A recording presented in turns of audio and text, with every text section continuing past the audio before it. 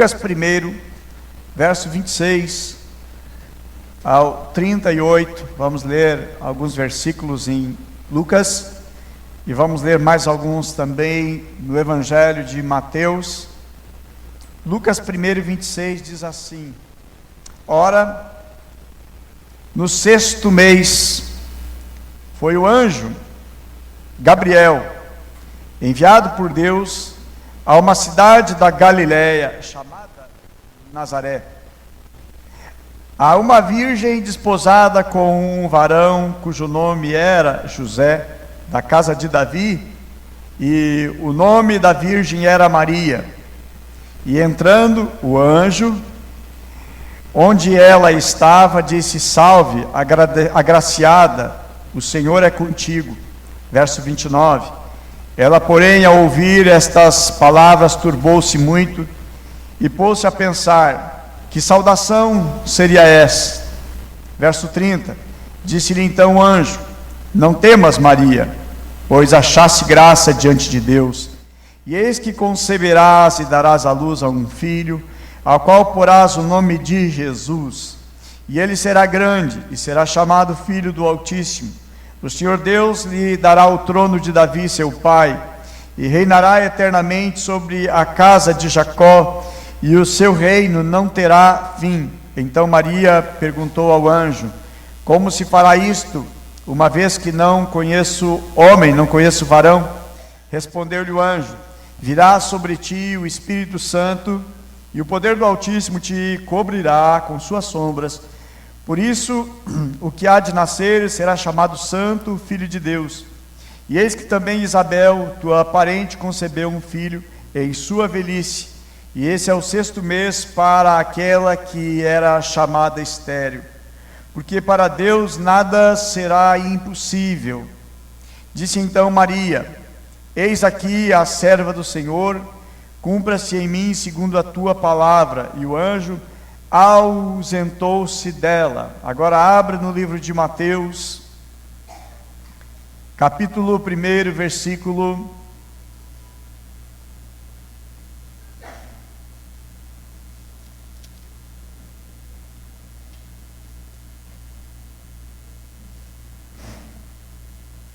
2, aliás, versículo 1.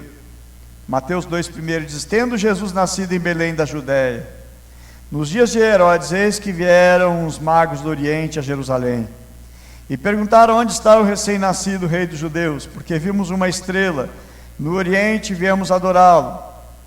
Tendo ouvido isto, alarmou-se o rei Herodes, e com ele toda Jerusalém. Então, convocando os principais sacerdotes e escribas e o povo, indagava deles onde o Cristo havia de nascer. Em Belém da Judéia, responderam eles, porque assim está escrito por intermédio do profeta: E tu, Belém, terra de Judá, não és de modo algum menor entre as principais de Judá, porque de ti sairá o guia que há de apacentar o meu povo Israel. Com isto, Herodes, tendo chamado secretamente os magos, inquiriu deles com precisão quanto ao tempo que a estrela aparecera. E ouvindo-os e enviando-os a Belém, disse-lhes: Ide, informai-vos cuidadosamente a respeito do menino, e quando tiverdes encontrado, avisai-me, para que também eu ir adorá-lo. Depois de ouvirem o rei, partiram, e eis que a estrela que viram no Oriente os precedia, até chegando, parou sobre onde estava o menino. E vendo eles a estrela, alegraram-se com grande e intenso júbilo. Entrando na casa, viram o menino com Maria sua mãe, prostraram-se, o adoraram, abrindo seus tesouros, entregaram-lhe suas ofertas, ouro, incenso, mirra. Sendo por divina advertência prevenidos em sonho, para não voltar à presença de Herodes, regressaram por outro caminho à sua terra. Amém?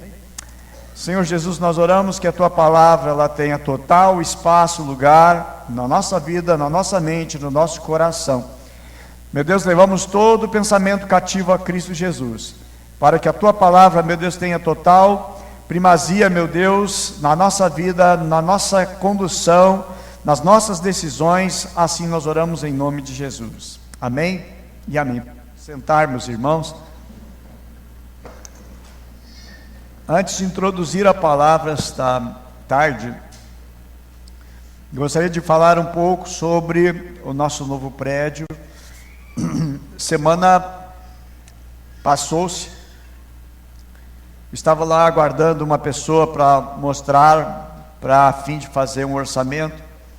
Quando a pessoa não chegou, eu fiz uma volta em toda o cercado, em volta das casas, e observei que tinha uma parte arrombada na parte da tela, aquelas telas antigas. Você distorce ali, tira um dos arames e é fácil de entrar. Chamei o Roberto viu, estava o Giva também, eles ajudaram lá a consertar. Foi ontem, o Beto esteve por lá e viu que abriram mais uma parte na tela e entraram. Primeira vez não levaram nada. Essa segunda vez, cortaram os fios que nós tínhamos comprado, os cabos de energia, que são cabos grossos, né? Investimos, eu acho que uns R$800 nesses cabos, que foi para nós podermos utilizar já, tanto para os cultos, né? Quanto o culto de batismo, quanto para energia de grande necessidade para ligar os equipamentos. Então, meus queridos, 2 vezes, e uma vez furtaram, acho que uns 9 metros de cabo, mais ou menos.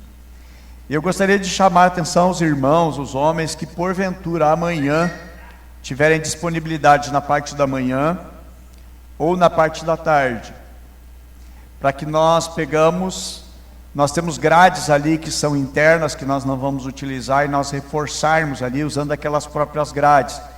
Nós temos também um rolo de, eu acho que 2 metros ou 2,20 metros, que é de arame soldado, para nós reforçarmos ali, certo? Para que não tenhamos outras surpresas mais adiante, tá bom? Então, os homens que puderem, amanhã na parte da manhã, e aqueles também que puderem na parte da tarde, nos revezamos. Alguns trabalham de manhã e outros à tarde. Amanhã a gente fecha aquela parte ali, dificultando a entrada de pessoas que entram para roubar, para trocar por drogas, a gente sabe disso, né? Então, chamo aqueles que puderem amanhã, certo, nos ajudar nessa missão, tá bom? Amém? Muito bem. Alguns homens também estão de férias esse período, né? Então vai ser muito precioso. Meus queridos amados, essa semana é uma semana de Natal. Nós estamos na semana mais importante da história. E aqui nós lemos a respeito do nascimento do Senhor Jesus, sendo anunciado que ele ia nascer. Foi anunciado para quem? Para Maria, uma jovem, virgem, prometida em casamento. E foi dito a ela que o Salvador estaria para nascer. E algumas coisas que elas são interessantes, quando anuncia a respeito que vai nascer Jesus, e deu o nome dele será Jesus. Mas quem é Jesus? Eu lembro de uma passagem nas Escrituras que Jesus leva os seus discípulos para Cesareia de Filipe. Tinha 2 Cesareias, tinha a Cesareia Marítima e tinha a Cesareia de Filipe. Jesus leva a Cesareia de Filipe e Jesus faz 2 perguntas para os seus discípulos. A primeira pergunta que Jesus faz é a seguinte: quem dizem os homens ser o Filho do Homem? Ser o Messias? Aí, uns dos discípulos disseram, uns dizem que é Elias, Jeremias, João Batista, ou algum dos profetas. Aí a segunda pergunta que Jesus faz: vocês, quem vocês dizem que eu sou? Ele muda a pergunta, e ele pergunta quem eu sou para vocês. Aí Pedro traz a grande revelação: Senhor, tu és o Cristo, o Filho do Deus vivo, o Filho do Altíssimo. Aí Jesus disse para Pedro: não foi carne e nem sangue que te revelou, mas sim o Espírito do Pai, o Espírito Santo que te revelou. Meus amados, é agora, anos antes, o anjo Gabriel aparece a Maria. E eu acho tão interessante que, na primeira leitura que nós fizemos em Lucas, No versículo 31 e no versículo 36, revelam dois milagres. Quais são os dois milagres revelados? Que, primeiro, uma virgem vai conceber, que a virgem vai gerar um filho. Sendo ela virgem, não tendo ela marido, não tendo ela esposo, não tendo ela relacionamento com ninguém, como, pois, vai gerar um filho, não tendo relações com o homem? Mas era necessário.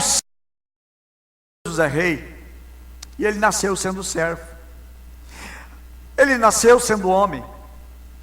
O transcendente se esvaziou da sua glória. A quem ele era servido por anjos, agora nasce na terra, humilde. Ele não nasceu num berço de ouro, ele não nasceu num esplêndido berço, mas ele nasce num coxo de palha. O Criador dos céus e da terra, o Deus que é encarnado, diferente dos pobres, dos nobres e dos grandes desse mundo. Ele não nasceu debaixo dos holofotes, do clamor e dos aplausos, mas ele nasce numa manjedoura. Ele nasce em uma vila. Não sei se dava para chamar Belém de cidade, mas sim uma pequena vila, muito pobre, lugar de pessoas pobres. Não era uma cidade, não era uma metrópole, mas é ali, exatamente para identificar com a nossa existência e a nossa pobreza espiritual, e para nós vermos o que é graça e é misericórdia da parte de Deus, Ele se doando, Ele se baixando ao nosso nível, para nos acolher, e para dizer que Ele aceita. Eu digo, meus amados, que o nosso coração pode ser sujo, pode ser parecido com uma estrebaria, pode ser um lugar que não tem bom cheiro, não exala o bom perfume de Cristo. O nosso coração pode ele estar com tantas falhas, com tantas coisas que as pessoas não gostam, e assim é a nossa vida sem Cristo. Mas eu digo que quando Jesus nasce em uma vida, a história muda, a vida muda. Hoje, se você for à cidade de Belém, que não mais pertence a Israel, mas pertence a território palestino, e você entrar no lugar onde Jesus nasceu, você vai encontrar uma catedral, você vai encontrar revestido de ouro, você vai encontrar um lugar muito aparamentado, um lugar muito limpo, um lugar que é visitado por milhares. Por quê? Porque Jesus mudou ali, Jesus nasceu ali. Jesus nasceu no teu coração não era o mais nobre, o teu coração ele não era o mais limpo, o teu coração não era o mais puro, mas Jesus entrou na tua história, no teu coração, para mudar a tua vida. Jesus nasceu em Belém. Belém não é mais essa cidade.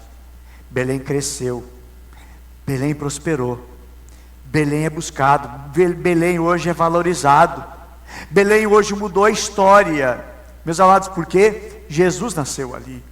Eu digo, traz-nos esta lição, meus amados, da mudança que tem quando Jesus nasce, ok? Então, algo tão maravilhoso e tão precioso. Outra lição que nós vamos encontrar: Belém não tinha lugar para ele, não tinha lugar para ele, para o Filho de Deus em Belém. Eu digo, não foi por acaso, e nem por acidente, mas foi planejado por Deus ele nascer em Belém. Aliás, toda a máquina divina, estava ela aparelhada para a vinda de Jesus. O mundo na época já falava a mesma língua, falava o grego, todo mundo, porque era uma língua comercial, era uma língua que todos os povos falavam, o grego. E chega agora no momento, Jesus, em que o mundo fala uma língua que é fácil o evangelho espalhar por todos os lugares e chegar a todos os lugares, por essa facilidade de todo mundo falar grego. Também a facilidade, o Império Romano abre muitas estradas pelo Império, a facilidade de ir, a facilidade de transporte. Meus amados, as estradas foram abertas, Eu acho tão interessante porque foi no tempo certo, na hora de Deus, no momento de Deus. Foi na estrutura que o próprio Deus havia preparado para o seu Filho amado nascer. E eu trago aqui, meus amados, a verdade que diz que não tinha lugar, não havia lugar para ele nascer.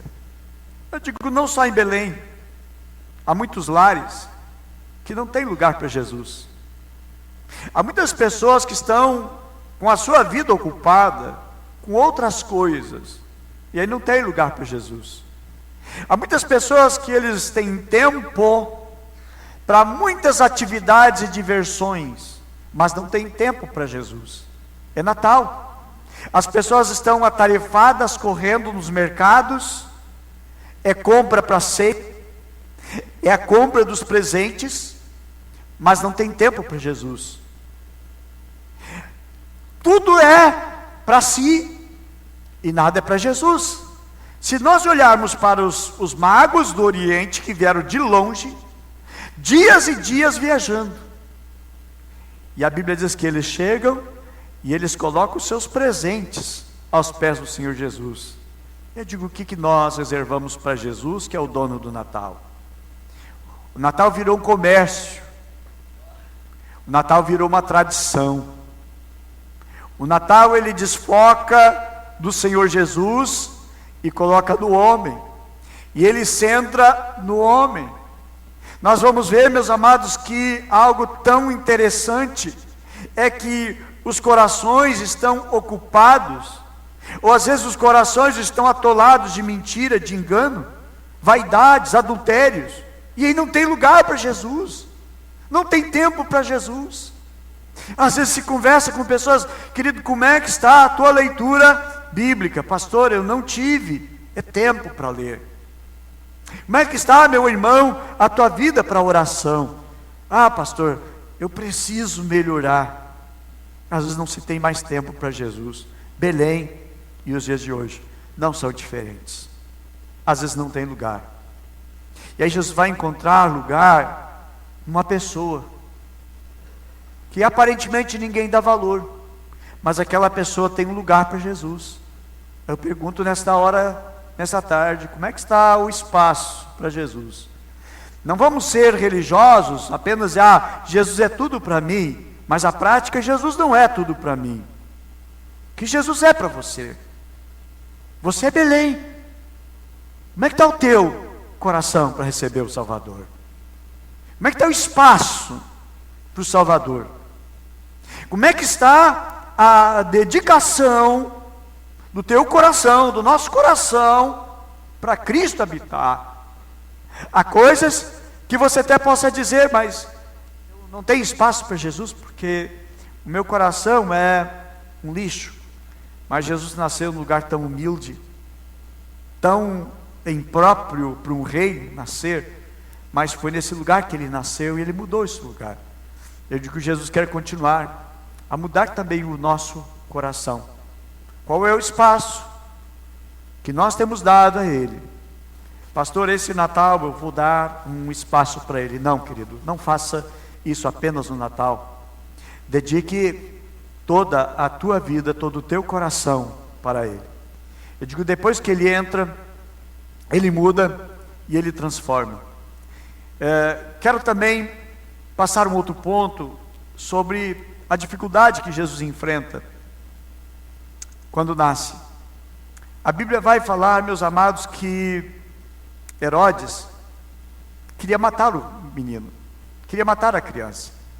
Observa que tem 2 episódios que nós vamos separá-los para entender melhor as Escrituras. Tem os pastores no campo de Belém, que lhes é anunciado, os anjos anunciam a morte, o seu nascimento, é anunciado aos pastores. Os pastores eram pessoas não tão bem olhadas pela população, porque era uma profissão tão humilde mesmo. E aí é a eles, a pessoas humildes, que é anunciado o nascimento de Cristo. E eles vão a Cristo Jesus e vão lá e chegam, e Jesus está na manjedoura. Porém, a vinda dos magos ou rei magos, como alguns assim são ensinados, não é na mesma época, não é na mesma semana e não é uma manjedoura. Aproximadamente se passam 2 anos, 2 anos se passam da história. Agora José aluga uma casa em Belém, e agora reside em Belém. E aí então agora esses homens recebem a revelação, vê a estrela e vão atrás dessa estrela. E aí então chegam diretamente a Jerusalém e perguntam para a maior autoridade, para o rei Herodes: nós vimos a sua estrela e viemos adorá-lo. Herodes diz o seguinte: olha, vão e procurem saber direitinho onde que é e depois me falem para que eu possa adorar. Herodes faz uma coisa, a Bíblia diz que ele chama os escribas, os estudiosos, diz que não chama alguns, chama todos, e pergunta sobre a profecia, o que a profecia diz a respeito da data e do local. E eles confirmam, realmente, a Bíblia diz que vai ser em Belém o seu nascimento. Belém até ali não é distante, aproximadamente 8, 10, 12 quilômetros de distância de Jerusalém. E aí Herodes diz o seguinte: vão, adorem e me avisem como é que é, onde que é, para que eu vá adorá-lo. Na realidade, irmãos, Herodes estava mentindo porque ele queria matar. Nós precisamos conhecer um pouquinho a vida de Herodes. A Bíblia vai relatar a respeito de Herodes. Havia uma dinastia que é de pai para filho reinado, e haviam 4 Herodes na história. Esse a qual os reis, os magos, se apresentam é o Herodes chamado Grande. E ele foi um dos homens mais cruéis da história, um dos piores homens da história. É o homem que matava a sangue frio. Só para vocês terem um pouco de ideia, Herodes, o Grande, casou-se 9 vezes. Mandou assassinar cerca de 40 aristocratas que pretendiam o reino, o lugar dele, e ele mandou matar. Tipo assim, vamos fazer uma eleição, tem 40 para concorrer, ele ganhou, então ele mandou matar os outros. Era alguém cruel. Casou-se com uma mulher chamada Mariana, e temendo que a família de Mariana, alguém da família, pretendesse o reino, matou um a um os familiares da sua esposa, assassinou a sua esposa, mandou matar os seus filhos. A sua sogra disse para ele: coloca o teu sobrinho como sumo sacerdote. E ele coloca ele como sumo sacerdote. E ele começa então, esse sumo sacerdote, sobrinho de Herodes, trata muito bem o povo, acolhe muito bem o povo, trata muito bem o povo, conquista a simpatia, conquista o coração do povo. O povo está gostando do sumo sacerdote, e ele agora observa com maus olhos. De repente o povo vai querer que ele seja rei, e ele manda executar, manda matar o seu sobrinho. Depois, o imperador em Roma, sabendo que Herodes está matando tanta gente, ele manda chamar Herodes lá em Roma, para inquirir a respeito dessa tão grande quantidade de morte. E ele, tendo desconfiança de que nesta viagem que ele iria para Roma, que durava semanas e semanas, e às vezes até meses, pudesse a sua esposa traí-lo na sua ausência. Então, o que ele faz? Para não sofrer a traição da sua esposa, que ele desconfiava que poderia ter, ele manda matar a sua esposa. Mandou também seus 2 filhos para compensar essa morte da sua esposa. Ele manda os seus 2 filhos para estudar em Roma, porque as escolas eram melhores lá em Roma. E aí então, a sua irmã Salomé disse para ele: olha, os seus filhos vão voltar muito bem preparados para governar, vão voltar tão bem preparados, vão voltar mais bem preparados que você. quando eles retornarem dos seus estudos. E ele então, alarmado disso aí, o que ele fez? Mandou estrangular os seus 2 filhos lá em Roma. Meus amados, foi esse rei, que a Bíblia diz que ele ficou alarmado quando Jesus nasceu. Quando foi dito assim, olha, nasceu o rei dos judeus, nós viemos adorá-lo.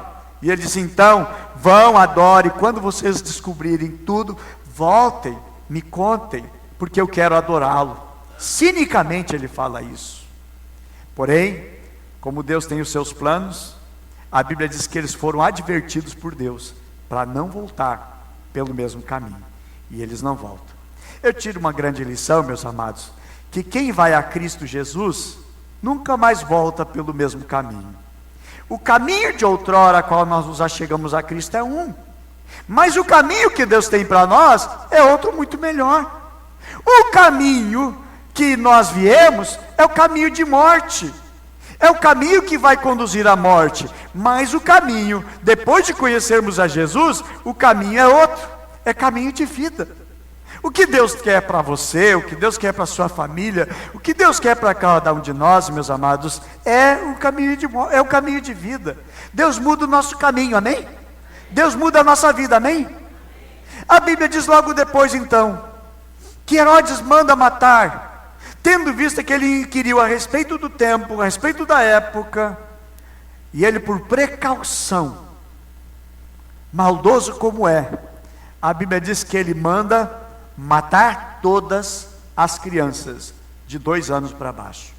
Manda executar todas as crianças. E a Bíblia diz que houve um choro tão grande em Belém, um choro tão grande e uma dor tão grande das mães que perderam seus filhos. Meus amados, Jesus veio para dar vida, mas alguns acabam morrendo. Mas eu acho tão interessante porque Deus, meus amados, com cuidado com Jesus, seu Filho amado, a Bíblia diz que apareceu para José em sonho, e advertiu, tira o meu filho daí, e leva para Egito, leva para o Egito. Não é por acaso, porque também a profecia diz o seguinte, do Egito eu chamei o meu filho. Era necessário se cumprir a profecia, era necessário a Bíblia se cumprir. Meus amados, tudo se encaixa dentro do plano de Deus, amém? Às vezes você não entende porque isso, porque aquilo, porque aquele outro. Deus sabe, Deus conhece, tudo Deus tem um plano, amém? Você pode dizer, eu tenho um problema, Deus disse para você, eu não tenho um problema para você, eu tenho um plano para você. Às vezes as rotas, as mudanças, são planos de Deus para nós, e é o melhor para nós. Aí, meus amados, Herodes então mandou executar todas as crianças, porém, cada pessoa que se levanta contra Deus, não vai permanecer de maneira nenhuma, porque a Bíblia diz que Herodes morreu. O Senhor adverte, o Senhor fala com José, e diz, olha, pode voltar, porque aqueles que queriam matar e tirar a vida do menino, já morreu, já não existe mais. Arquelau vai agora governar no lugar de Herodes o Grande. Meus amados, e agora volto, mas não volto mais para Belém, volto para Nazaré. Por que Jesus é chamado o Nazareno? Porque também a profecia se refere a que ele iria morar em Nazaré. Meus amados, Jesus cresceu como carpinteiro, naquela pobre vila de Nazaré, não tinha onde reclinar a cabeça. Ele sendo rico, ele se fez pobre. Ele que era servido por anjos, adorado por anjos, agora vem humilde, vem pobre. É ele que em João capítulo 13, cinge-se com o avental, lava os pés dos discípulos e diz, eu vim para servir. O Filho do Homem não veio para ser servido, mas veio para servir. No céu ele é servido, no céu é adorado pelos anjos. Meus amados, mas quando nós o encontramos, nós o adoramos, nós servimos e nós o bendizemos. Amém? Meus amados, houve Natal. Eu digo, Natal não começou ali, naquela época, lá em Belém. O Natal, meus amados, foi celebrado no céu, também foi comemorado na terra. Os anjos se alegraram, os anjos se apareceram ali para aqueles pastores. Ele nasce numa manjedoura sendo rico, sendo dono do mundo ele se torna pobre. O verbo se fez carne. Meus amados, o verbo divino habitou entre nós. sendo ele transcendente, nasceu de uma mulher simples, pobre, ninguém, não era alguém importante, não era alguém de uma realeza, mas ele nasce humilde, de pessoas humildes, de pessoas que até mesmo rejeitadas, mas ele é glorificado, amém? E por que perseguido foi, meus amados? Porque nada conseguiu detê-lo, nada conseguiu segurá-lo, nada conseguiu matá-lo. Meus amados, é Ele, é o Senhor Jesus, a Ele que nós adoramos. Ele que é digno de receber o louvor, Ele que é digno de receber a adoração. Ele é o Salvador do mundo, Ele é o nosso Salvador, Ele é o Messias prometido, Ele é o Senhor dos senhores, Ele é o Rei dos reis, Ele é a nossa alegria. É nele que nós temos vida abundante, é nele que nós encontramos vida eterna. É Ele, meus amados, é por Ele, é para Ele que são todas as coisas. Mas, meus amados, que Deus nos entenda o sentido profundo, real e grande que é o Natal. Natal é Jesus. Natal não é a figura comercial de um velhinho. Não é, meus amados. O Natal é Jesus Cristo e nós devemos comemorar, amém? Nós devemos adorar, Ele é o centro. Natal existe por causa dele. Amém? Nele nós encontramos, meus amados, tudo que nós necessitamos, tudo que nós precisamos. Amém? Natal, meus amados, é para nós comemorarmos, não o presente que a gente dá, mas o maior presente que nós recebemos. Amém? Jesus Cristo, o presente que nós recebemos. Nós não merecíamos, chamamos isso de graça. Não mereço, mas eu recebo. Amém? Natal, meus amados, é nos alegrar em Jesus, porque Ele nos comprou com um preço tão alto e tão caro, sendo que nós não valíamos nada, porque éramos escravos. O valor do escravo é pequeno, porém, meus amados, a Bíblia menciona que Ele pagou um alto preço. Por isso eu conclamo a todos nós, para nós adorarmos Jesus Cristo, amém? Ele é a razão do Natal, amém? Ele é a razão da nossa vida, que nós possamos fazer como aqueles homens que lá estavam, que vieram de longe para adorá-lo, que vieram de tão longe para bendizê-lo e para buscar a Ele. Meus amados, que nós possamos fazer como aqueles pastores, aqueles reis que vieram de tão longe, não eram reis, mas eram magos, vieram de tão longe adorá-lo. O que eles trouxeram, o que eles entregaram ao Senhor Jesus, a Bíblia menciona, meus amados, que eles entregaram ouro. Ouro se refere à realeza. Jesus é rei. Ele é não apenas rei, Ele é Rei dos reis, Ele é Senhor dos senhores. Ele recebeu também incenso. Incenso tem a ver com divindade. Era usado o incenso para adoração, e lhe dão incenso. A terceira coisa que lhe dão, mirra. O que é mirra? A mirra, meus amados, era usado para embalsamar os mortos. Aquela mirra era profética, era uma profecia já, porque falava que Ele já nasceu para morrer, com o propósito de ser crucificado, de dar a sua vida por nós, de morrer por nós, de entregar a sua vida por nós. Ele veio para esse mundo para nascer, mas veio para morrer. Morrer por nós, morrer por nossos pecados. Ele veio entregar a sua vida por nós. Ele veio, meus amados, para ser crucificado e para ser morto. E aí a linguagem do presente que é dado à mirra já está falando de uma mensagem que Ele ia morrer. Meus amados, nós vamos entender e precisamos entender que a manjedoura, ela não se desconecta à cruz, mas a manjedoura, a mensagem da manjedoura está conectada à cruz. O presente dado já conecta a algo profético. E eu quero nesta tarde, meus amados, conclamar que nosso coração, nós devemos colocar os nossos tesouros aos pés do Senhor Jesus. Aqueles homens vieram de tão longe, e eles entregaram ao Senhor Jesus os seus tesouros. Eu gostaria que nesse dia de hoje, como é Natal, nós entregarmos ao Senhor as nossas dádivas, os nossos presentes a Ele, a nossa gratidão a Ele, nosso coração curvado, reconhecendo que Ele é Deus Todo-Poderoso, que Ele existiu e Ele existe, Ele é real. A morte não conseguiu detê-lo. A morte não conseguiu matá-lo. Mas a Bíblia diz que ele entregou a sua vida por nós. Como a gente diz que ele, sendo Deus, não tem como matar, mas ele disse: a minha vida eu dou. Ele deu a sua vida, ele se deixou enfraquecer. Ele veio para esse mundo com todas as limitações humanas, mas ele se entregou por nós. Que nós entendamos a grande realidade da grande mensagem de amor do Natal. Que o nosso coração esteja inclinado a ele, porque somente ele é digno de ser adorado. Amém?